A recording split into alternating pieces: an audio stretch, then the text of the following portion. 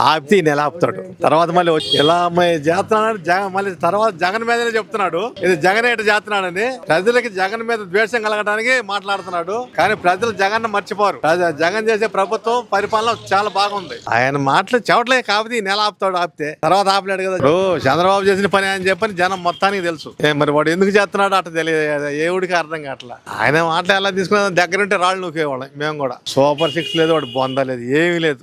చదువులకి ఇబ్బంది. పిల్లలు బాగా చదువుకుంటున్నారు ఇప్పుడు. వాళ్ళకి చక్కటి డ్రెస్ ఇచ్చాడు పిల్లలకి.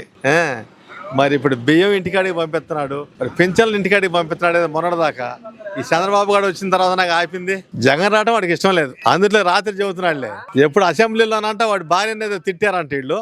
అందుకని చెప్పని రాత్రి ఈడు వాళ్ళని తిట్టాడు చంద్రబాబు.